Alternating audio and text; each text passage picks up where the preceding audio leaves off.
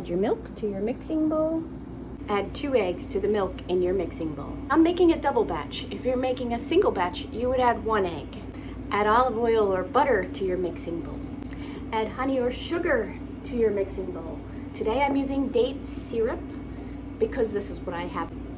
Make your udane by mixing flour with boiling water into a paste. Plop your udane into the liquids in your bowl. Notice this is a nice thick paste. Measure your yeast and salt and set to the side. Finally, add your flour to your mixing bowl.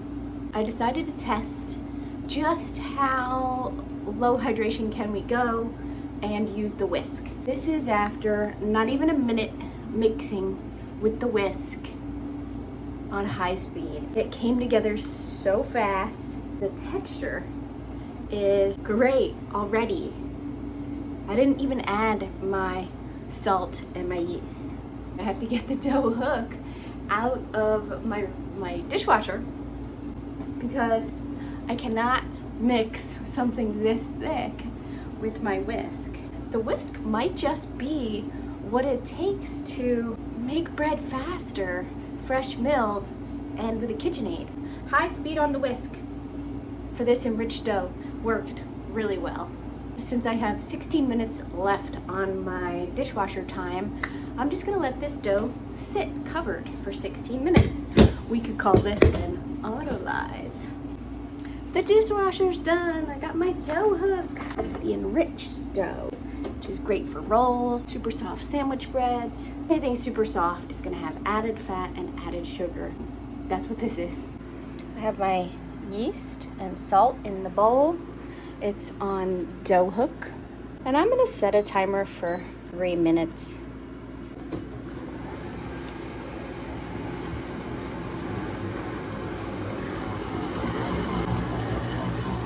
All right, it's been 3 minutes since our dough has kneaded. I'm gonna oil my hands, stretch it out like this. Beautiful. We got window pane. I'm going to let this dough go through the first rise. There's 2 rises in the bread method traditionally, so that's what we're gonna do today. Our bread dough has risen. How do we know it's done? We're gonna do what's called the poke test.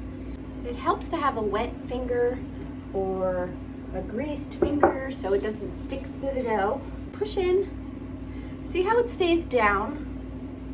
Can you see the fingerprint? But the dough around it didn't sink. What this means is we have perfectly proofed dough. If the dough around it kind of degasses when you push your finger in, you let your dough rise too long. That's okay, keep going. It won't be the best bread, it'll still be decent bread. Okay? We are ready for the next phase, which is punching down the dough. Take the dough up and over, turn the bowl. Almost like what we would do is stretch in folds, turn the bowl, just like that. 1, 2, 3, 4. We can either flour our board. I have some leftover flour from my spelt bread, so we'll use it. Next up is scaling. We're going to use our scale. For a sub roll, it's about 250 grams per roll, which is actually about the same amount as a mini loaf pan by weight. There's 1 roll. All scaling is just measuring your dough until it's the weight that you want. So now I have 5 rolls, very similar in size. Can you scale bread dough without a scale? Yes, you can.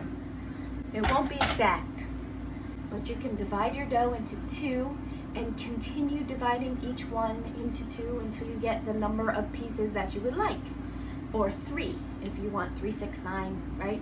Divide the dough into 3 equal pieces, eyeballed, and then continue dividing until you get the number that you would like. That's how you do it so that the bread stays relatively consistent for your baking. Is it going to be best if you do it by weight?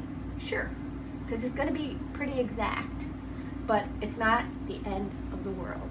My favorite way to shape sub rolls is to make the dough into a ball and then gently flatten it with your hand. Put the seam side down and roll it back and forth like you're playing with Play-Doh. Because who doesn't like to play with Play-Doh? Get it to the length that you need, seam side down, tuck in any remaining seams, and then just flatten it out. We want the dough to be as wide and as long as our bread form is. To ensure it doesn't stick, you can use a bench scraper and then place it in your bread form. Another way, I've just shaped sub rolls up approximately 5 different ways. My point is that it really doesn't matter which way you do it how you like. Your kitchen, your rules. We're gonna let these rise and bake them. Our rolls are about ready to go into the oven. A wash is about a tablespoon of water and egg mixed together, and then whisked up like this. Okay? Ooh. What this does, it gives you a nice dark, shiny crust, which also helps toppings stick to the bread. So if we wanted to top this with cheese, sesame seeds, any kind of seeds really, we would first brush this on and then sprinkle whatever we want on top.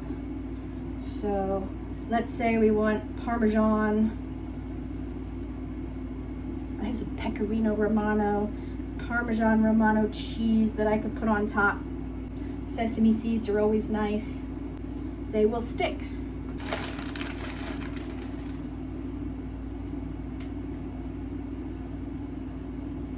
And then we'll have cheesy rolls. I'm not gonna put cheese on all of them. You can top your rolls with whatever you want. I'll do sesame seeds for the other two. Into the oven, these are gonna go. It's been 15 minutes with our sub rolls in the oven at 420 degrees. Here they are. Isn't that beautiful? These are gonna be soft, delicious, just what you're looking for in a sub roll. Don't forget to put your bread form on a cooling rack.